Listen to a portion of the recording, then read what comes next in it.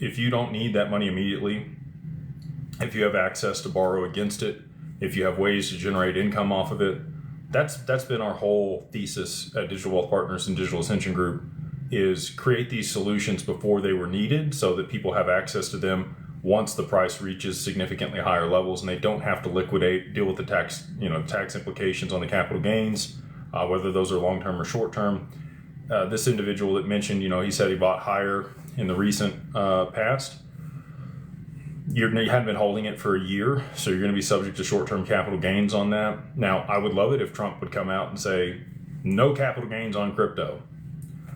I don't know that that's going to be a viable deal from an investment perspective. They may put stipulations around that and state that if you're using it for business transactions, banks and institutions settling through it, and when you buy into it and sell out of it, there's going to be small discrepancies, a thousandth of a penny here, a thousandth of a penny there, but at scale, that's a lot that they've got to keep up with, right? So it makes sense to me that they would just do away with it, because that's going to cause them a lot less strife and headache to be able to manage their taxes on the back end of it.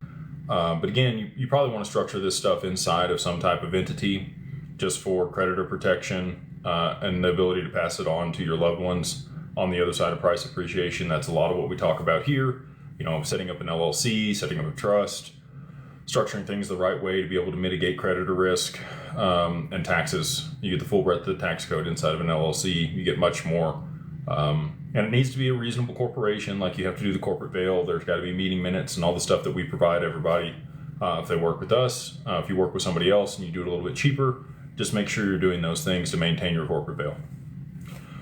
We do it for $2,000 end to end. If you use the code 50OFF50 OFFDAG LLC, that's 50 OFFDAG LLC, get you everything end to end for $2,000 over there. And you can add on, a revocable living trust, which is a pass-through entity. There's no additional EIN with that.